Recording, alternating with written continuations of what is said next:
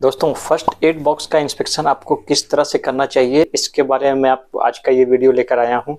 साथ साथ first aid box के अंदर के जो आइटम्स होते हैं, जो सामान होता है उसके अंदर, उसको कैसे पहचाना जाए।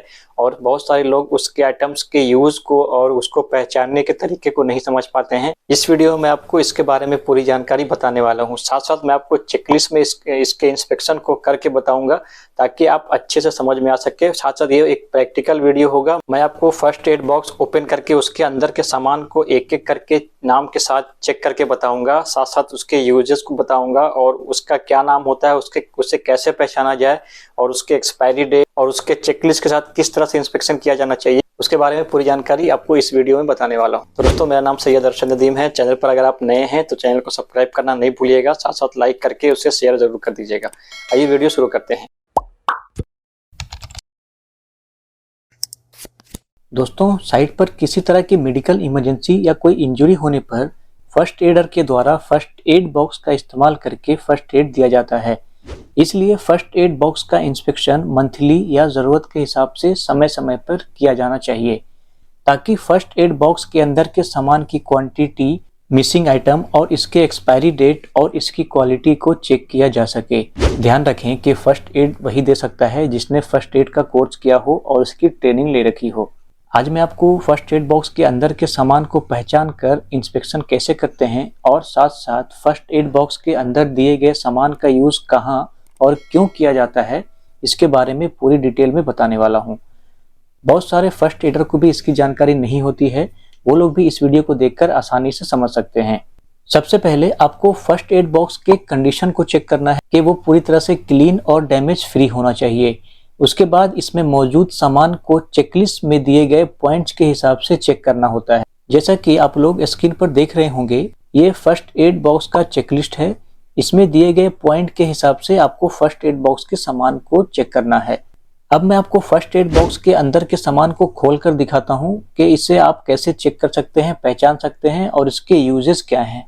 ये देखिए, मैंने फर्स्ट एड बॉक्स के सारे सामान को बाहर कर दिया है। अब मैं आपको इसे एक एक करके दिखाता हूँ। ये जो मेरे हाथ में दिख रहा है, ये इसे क्रीप बैंडेज बोला जाता है। क्रीप बैंडेज का इस्तेमाल आमतौर पर मोच होने या बॉडी में कहीं खिंचाव होने पर दबाव बनाकर दर्द को कम करने के लिए किया जाता है।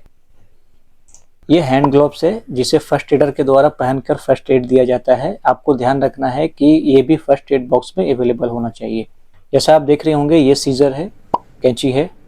सीजर का यूज़ इंजरी पर लगाई गई बैंडेज को काटने के लिए किया जाता है। आपको इंस्पेक्शन के दौरान इसे ज़रूर चेक करना चाहिए, क्योंकि अधिकतर लोग साइट पर रखे हुए फर्स्ट एड बॉक्स से सीजर चुपके से निकाल लेते हैं, क्योंकि यह सीजर उनके दाढ़ी या मूंछों को काटने में काम आता है। ये फेस मास्क है, इसका इस्तेमाल आप जानते हैं। अब अगले सामान को देखते हैं। ये कॉटन बैंडेज है, इसका कोई भी एक्सपायरी डेट नहीं होता है। क्रीप बैंडेज का एक्सपायरी डेट होता है, आपको उसे उसके पैकेट पर ज़रूर चेक कर लेना चाहिए। दोस्तों, कॉटन बैंडेज का इस्तेमाल ड्रेसिंग को अपनी जगह सिक्योर रखने के लिए किया जाता है। अब आपको इनके सारे आइटम्स की कंडीशन और इनकी क्वांटिटी को चेकलिस्ट के हिसाब से चेक कर लेना है। दोस्तों, ये अल्कोहल पैड है, जैसे आप देख रहे होंगे इसमें लिखा हुआ है अल्कोहल पैड है। अल्कोहल पैड का इस्तेमाल माइनर कट, खरोंच लगने, जलने पर इन्फेक्शन से बचाने के लिए लगाया जाता है। इसे आई पैड बोला जाता है। इसमें जो है एक्सपायरी डेट भी होता है, आपको इसके एक्सपायरी डेट को ज़रूर चेक कर लेना चाहिए। इंस्पेक्शन के दौरान इसकी कंडीशन को चेक करें। और आई पैड का इस्तेमाल आंखों में कोई इंजरी होने, चोट लगने और आंखों को इन्फेक्शन से बचाने के लिए फर्स्ट एड के तौर पर किया जाता है। इसे मैं अभी साइड रख देता हूँ।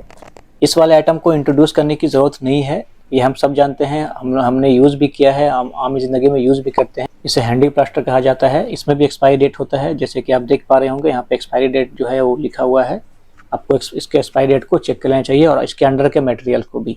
हैंडी प्लास्टर का इस्तेमाल हल्के कट, खरोंच और हल्की ब्लीडिंग वाले घावों को कवर करने के लिए किया जाता है। और दोस्तों, ये है ट्रायंगुलर बैंडेज, जैसा कि आप नाम सुन रहे होंगे। इसमें भी एक्सपायरी डेट होता है।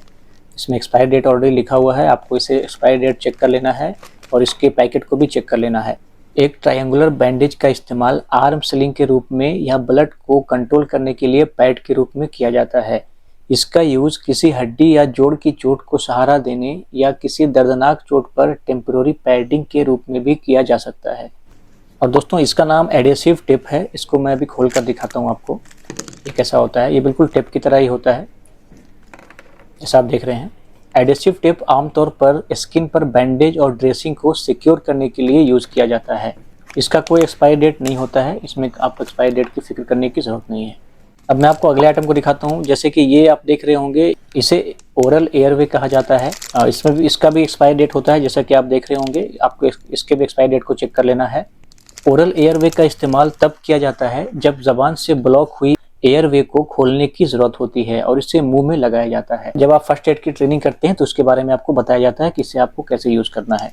अब अगले आइटम को देखते हैं। अगला आइटम जैसे आप देख पा रहे होंगे, इसे गेज स्वैब कहा जाता है। इसमें भी एक्सपायरी डेट होता है, यहाँ पे लिखा हुआ, तो आपको भी इसकी एक्सपायरी डेट को चेक कर लेना है। इसका अलग अलग साइज़ भी आता है और ये जो गेज स्वैब है इसका इस्तेमाल पैडिंग करने, घाव को कवर करने या ड्रेसिंग करने और एंटीसेप्टिक लगाने के लिए किया जाता है।